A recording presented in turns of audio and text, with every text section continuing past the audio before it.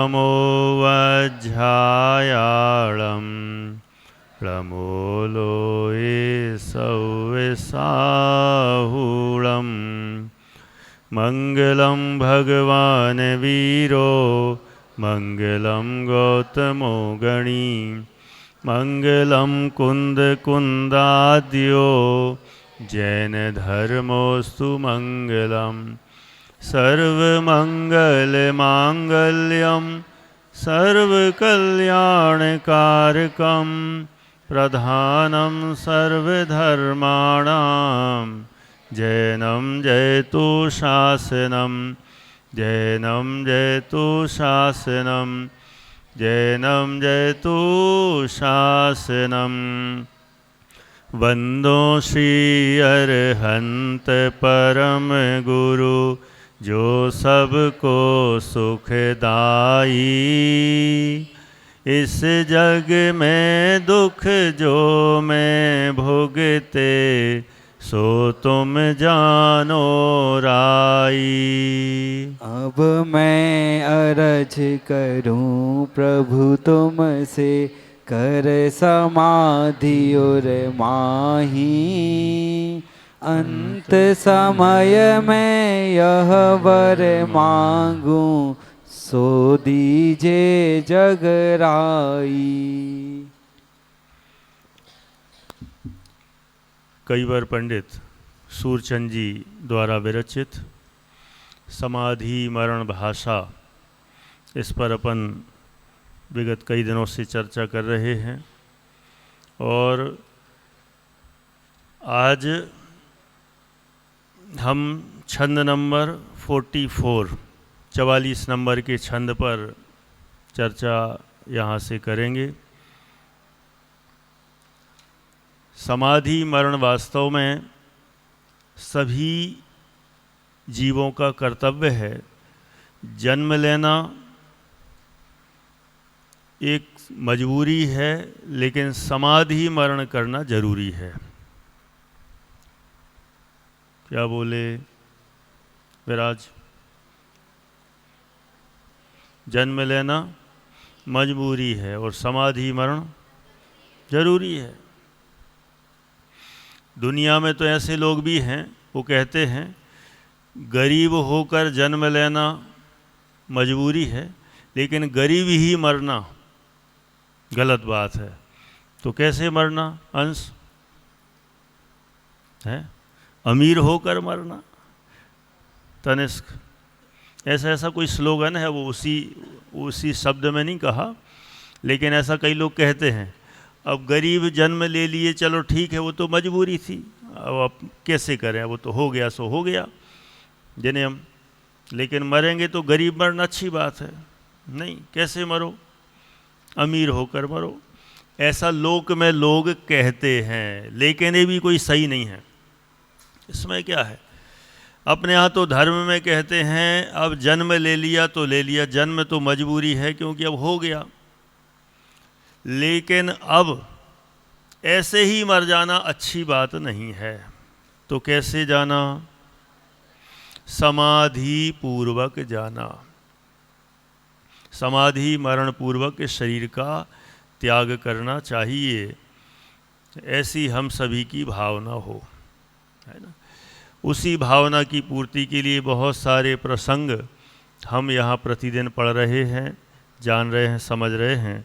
अनेक अनेक मुनिराजों की विशेष चर्चाओं के द्वारा भी हम यहाँ देख रहे हैं। आज भी हम एक विशिष्ट मुनिराज, उन मुनिराज की कथा के माध्यम से उनके जीवन को जानने का प्रयास करेंगे। जितने भी हम मुनिराजों की अभी घटनाएं देख रहे हैं, हर एक मुनिराज के ऊपर कोई ना कोई बड़ी बड़ी घटना घटी है, तब भी वे विचलित नहीं हुए। वीर हुए विचलित नहीं हुए। सब अलग अलग प्रकार की घटनाएं घटी।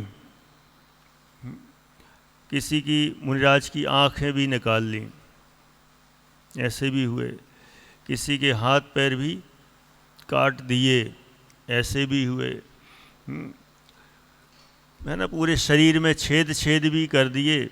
ऐसी अनेक अनेक घटनाएं घटती गईं, तब भी वे मुनिराज अपने में दृढ़ रहे। आज एक और मुनिराज हैं, जरा हम उनकी भी कथा जानने सुनने का प्रयास करते हैं।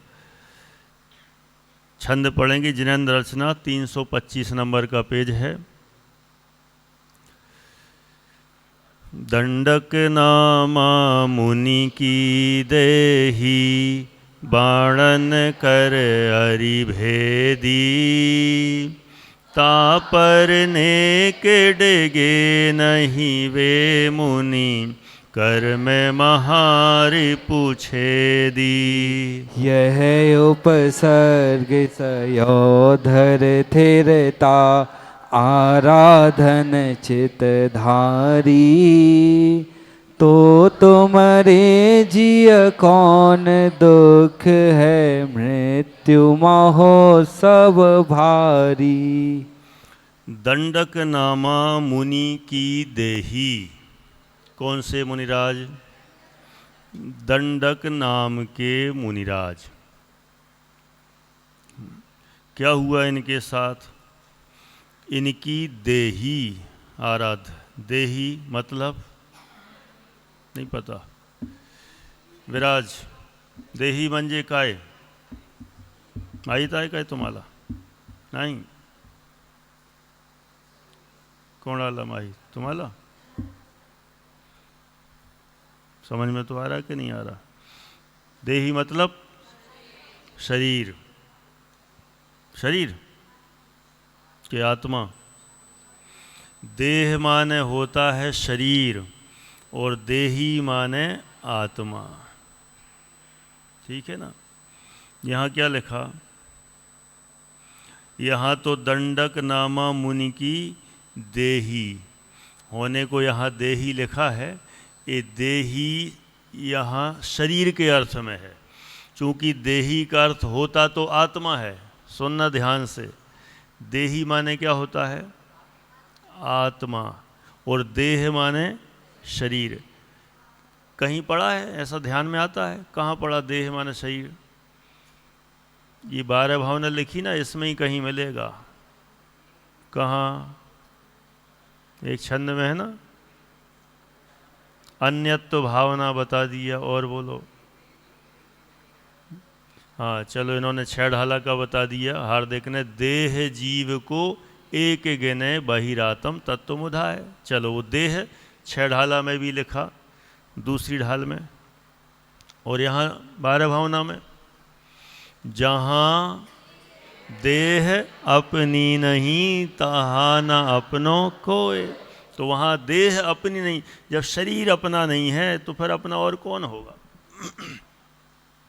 तो देह का अर्थ शरीर, और उस शरीर में जो रहता है, उस शरीर को जो धारण करता है, उसको कहते हैं देही। देही माने आत्मा। संस्कृत में एक शब्द होता है देही। देही का अर्थ होता है दो। कहीं सुना है? भिक्षान देही। कहाँ सुना है? सुना है ना ऐसा?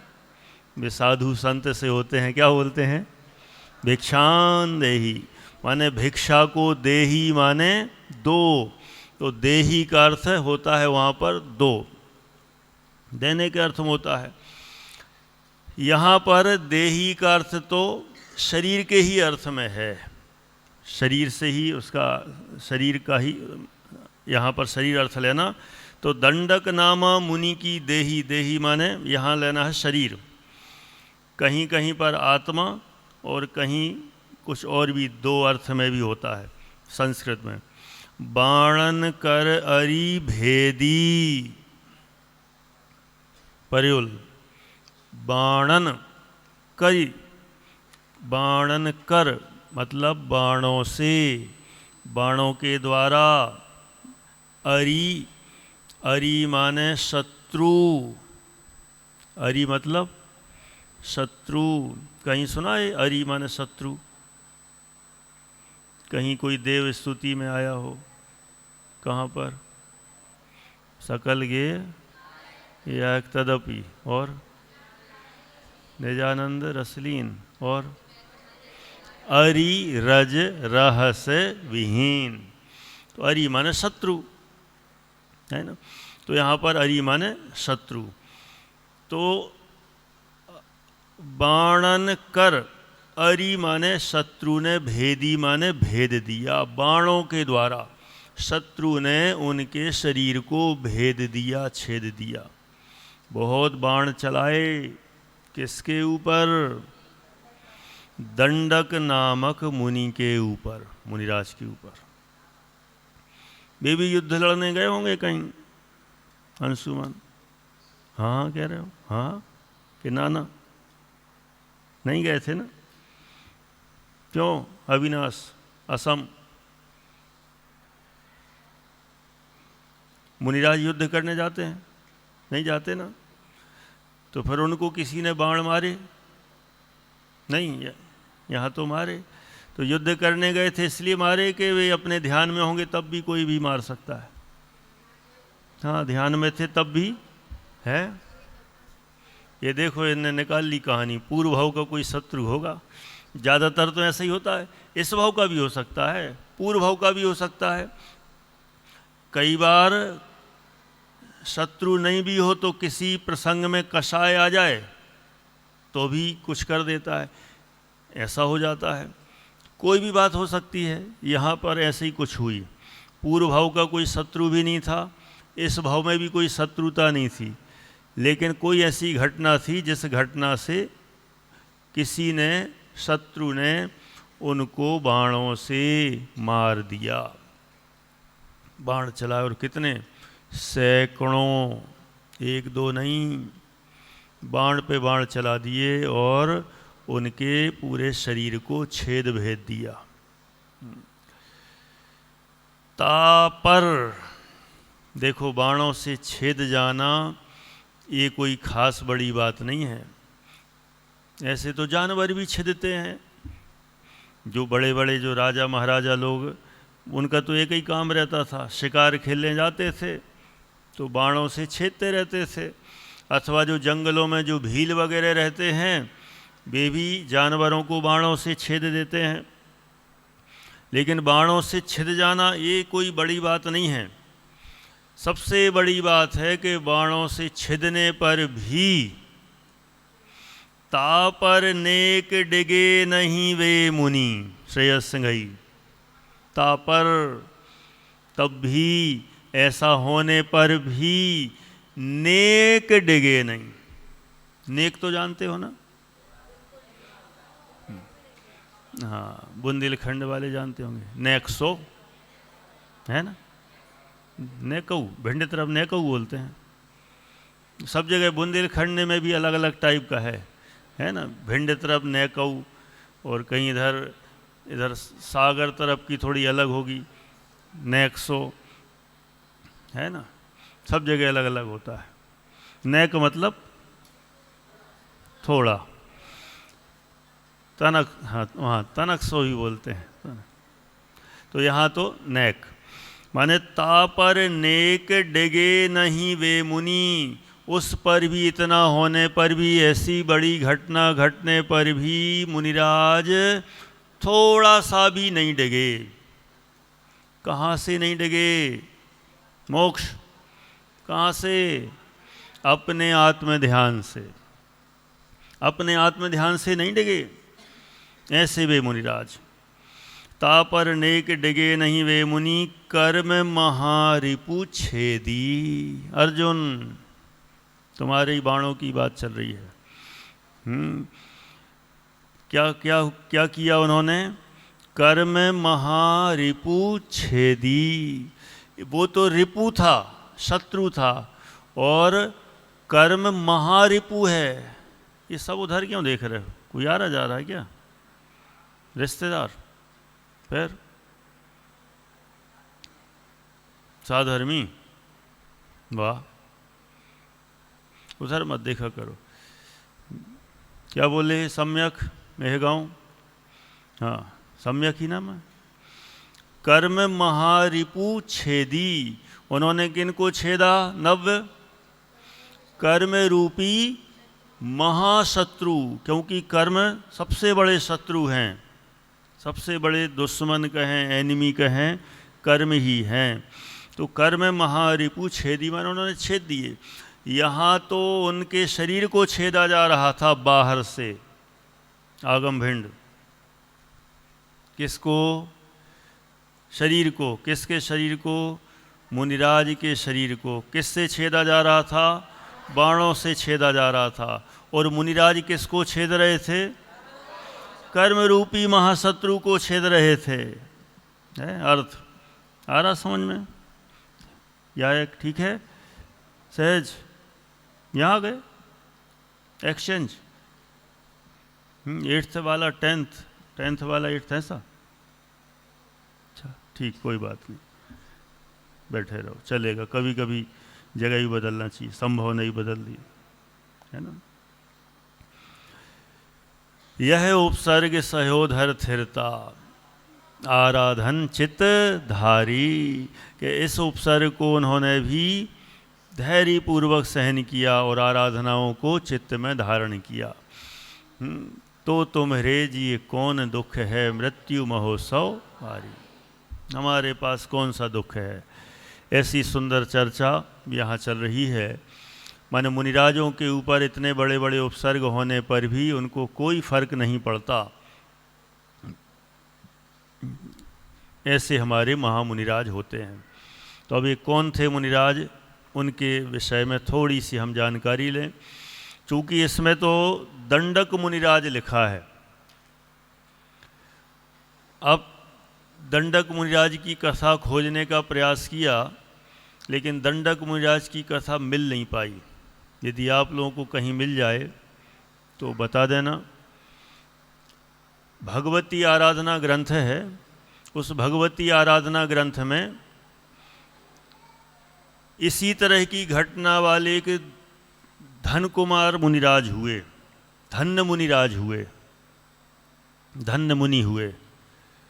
उनकी कथा बिल्कुल वैसी की वैसी है जैसी ये बाणों से छेदा ना। और उसी को जो जिन्होंने किसी ने इन कथाओं के, इन पाठों के अर्थ करने की कोशिश की है, तो ऐसे ऐसे बड़े बड़े जो विद्वान हैं उन्होंने भी दंडक मुनि की जगह धन्य मुनि की कथा लिख दी। उन्होंने लिखा कि दंडक मुनि की कथा हमें भी प्राप्त नहीं हुई। जो अपने और पुराने विद्वान हैं उन्होंने भी खोजने की कोशिश की, उनको भी नहीं मिली। मैंने पहले ही कह दिया, यदि आप लोगों को किसी को मिल जाए तो ले आना, फिर से यहाँ सुना देंगे, है ना। लेकिन भगवती आराधना ग्रंथ में दंडक मुनि की जगह वहाँ प्राकृत में लिखा धन्नो जौणा वंकेण तिख कंडे ही पूरी दंगो वी, गाथा नंबर 1554 है ना। ये प्राकृत गाथा में लिखा है ऐसा, लेकिन वहाँ पर धन्नो मुनि माने धन्य मुनि की कथा लिखी है और उनका शरीर बाणों से छेदा गया। तो अपन धन्य मुनि की ही कथा उनकी जगह सुनते हैं। कदाचित धन्य मुनि को ही दंडक मुनि नाम से कह दिया हो, कदाचित दंडक मुनि अलग हों और धन्य मुनि अलग हों, दोनों अलग अलग भी हो सकते हैं। लेकिन दोनों के साथ घटनाएं वैसी ही घटित हुईं कि इन धन्य मुनि की शरीर को भी बाणों से छेदा गया, तो भी वे मुनिराज अपने में स्वरूप में लीन रहे, डिगे नहीं। तो हम उन्हीं की कथा को सुनने का प्रयास करते हैं। ठीक है, कौन से मुनि वंश? धन्य मुनि। ये कहाँ के थे, कौन थे, जरा हम जान लेते हैं। पूर्व विदेश क्षेत्र की एक प्रसिद्ध नगरी। कौन सा विदेश क्षेत्र? अब आप लोग तो जानते ही होंगे थोड़ा थोड़ा। विदेश क्षेत्र कितने होते हैं? 5 होते हैं, है ना। जो ढाई द्वीप में रहते हैं उनको पूरा बेसिक ज्ञान होना चाहिए। अपने ढाई द्वीप की भी एक कृति आ चुकी, आप सभी ने देख ली ना। हाँ, नई छप के, छोटी सी है, कलरफुल, सबको बिल्कुल स्पष्ट क्लियर होना चाहिए। कभी लगेगा तो अपन यहाँ पर इस सभा में भी ले लेंगे, जिससे जितने जो ढाई द्वीप में रहते हैं हर एक को पूरा ज्ञान हो। हाँ, ऐसा ना हो जाए कि कोई आए और समझना है, जानना है तो पता ही नहीं। ढाई दीप में क्या है, वहीं बना है, देख लो जाके। हाँ, ऐसा नहीं। अपन भी बता सकें, हम भी कह सकें, तो पूरी जो चित्र बने हुए हैं उसी की बिल्कुल सेम टू सेम उन्हीं की पिक्चर लेके पूरा डिटेल में दिया गया है। 32 पेज की है, तो ज़रूर देखें। तो ढाई दीप में कितने विदेश क्षेत्र? 5। इसमें एक पूर्व विदेश क्षेत्र, उसमें प्रसिद्ध वहाँ की पूर्व विदेश क्षेत्र की राजधानी है वीतशोकपुर। कौन सी? वीतशोकपुर। नक्श सुन रहे हो? पक्का लिख नहीं रहे हो लेकिन। वीतशोकपुर। ऐसा नहीं करना है बेटा। देखो 1-2 जन ऐसे नहीं लिख रहे, क्यों आराध्य? गलत बात है ना। ये हर एक को बिल्कुल लिखना ही है, हर एक चीज़ समझना है ना। प्रश्न मंच हो रहा है, अब तो पुरस्कार भी आपको दे रहे हैं। मेरे पास तो ये पुरस्कार देना चालू किया, किसी ने कह दिया हमारी तरफ से भी पुरस्कार है ना। कई लोग ऐसा भावनाएं भा रहे हैं। आप लोगों को पुरस्कार देने को तैयार हैं सब। आपको अच्छे से ध्यान से सुनना है। पुरस्कार की मुख्यता नहीं है, पुरस्कार तो गौण है, लेकिन हमारी भावना ये हो कि हम ऐसे पूरे जैन धर्म के मुनिराजों के स्वरूप को सुने तो हमारे परिणाम अच्छे हों, उसकी मुख्यता हो। ठीक है निशंक? तो कौन सी नगरी? वीतशोकपुर। वहाँ के राजा का नाम था अशोक। क्या नाम था? अशोक। उसके बारे में लिखा है, उस नगरी का राजा अशोक था, वह अत्यंत लोभी था और उसका एक खास बड़ा दुर्गुण था कि जब जो धान्य के जो खेत होते थे ना, जब वो उनमें से धान में से अनाज निकालते हैं, तो आप लोगों ने, जो पुराने लोग हैं, उन्होंने देखा होगा कि उनकी जब कुटाई होती है, कभी बैलों से भी कराते थे, तो वो उसमें से अनाज अलग निकलते थे और भूसी अलग निकल जाती थी। उस समय वो बैलों के मुख पर कुछ बंधवा देते थे जिससे वो बैल उसको खा ना पाएँ। ऐसी और भी उनकी अनेक घटनाएं हैं। किसी न किसी के मुख बंधवा दिए, किन्हीं के कुछ और बंधवा दिए, जिससे वो राजा अनेक जीवों पर बहुत अत्याचार करता था। और ये बैलों की मुख्यता से ज़्यादा उनका प्रसंग आता है कि बैलों के मुख बंधवा देना जिससे वो अनाज वगैरह ना खा पाएँ। इसलिए ऐसा करने से उनके मुख में ही अत्यंत भयानक बहुत ऐसा रोग हो गया जिससे ऐसा समझ लो कि मृत्यु ही हो जाए। जैसे अपने वर्तमान में अपन कैंसर टाइप का, ऐसा मुख में अत्यंत भयानक रोग हो गया राजा अशोक के। अब रोग हो गया, उन्होंने वैद्यों को बुलाया और वैद्यों को बुलाकर उसकी औषधि तैयार की, औषधि तैयार कराई। लेकिन उसी समय ऐसी एक घटना घटी कि जहाँ पर ये राजा अशोक थे, यद्यपि क्रूर थे, लेकिन पता नहीं उनकी नगरी में वहीं पर एक मुनिराज आ रहे थे और मुनिराज को देखकर उनके भावों में परिवर्तन आ गया। और वे मुनिराज भी ऐसे थे कि जैसा रोग इनको हुआ था ना मुख में, अत्यंत भयानक रोग, ऐसे ही उन मुनिराजों को, उन मुनिराज के मुख में भी ऐसे ही रोग हुआ था। तो राजा अशोक को ऐसा अपने आप ही मुनिराज को देखकर भाव आया कि ये औषधि जो मैंने अपने लिए तैयार कराई है, हम ऐसा करते हैं मुनिराज के आहार में ये औषधि दे देते हैं। देखो कैसा कैसा परिवर्तन, कहाँ एकदम है ना दुष्ट था और अचानक ही मुनिराज को देखकर भाव बदल गए। भाव बदले और जो औषधि अपने लिए तैयार कराई थी उस औषधि को मुनिराज को दे दिया और मुनिराज का रोग ठीक हो गया। लेकिन राजा अशोक थे, इनकी तो मृत्यु हो गई, ये नहीं बच पाए।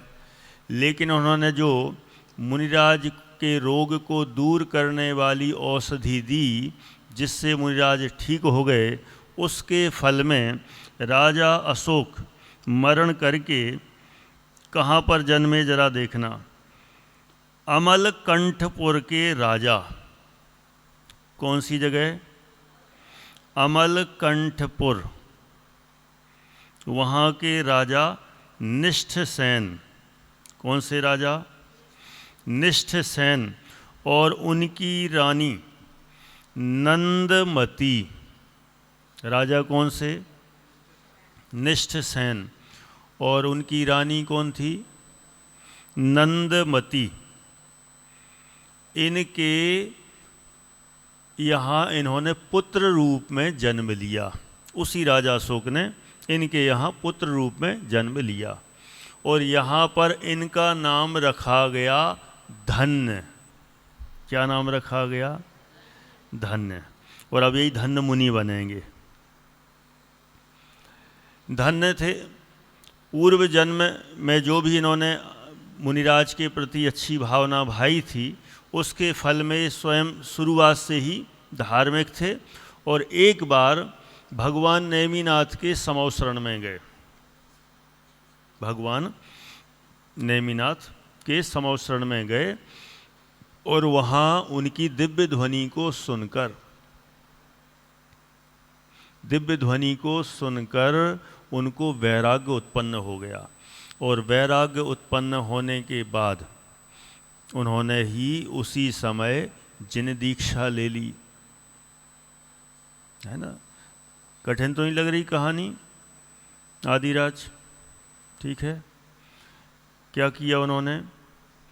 दीक्षा ले ली। कौन से मुनिराज बन गए वो? आराध्य धन्य मुनि बन गए। अब मुनिराज बन के विचरण कर रहे थे, आत्म ध्यान में लीन रहते थे। एक जगह वे आत्म ध्यान में स्थिर हो गए। उसी समय एक नगरी, कौन सी? शौरीपुर नगरी। सुना है नाम? कहाँ पर है? शौरीपुर वाले कहाँ पर हैं? गिरनार के आसपास है ना? पता है ना सभी को? नेमी जी हमारे शौरीपुर वाले, है ना?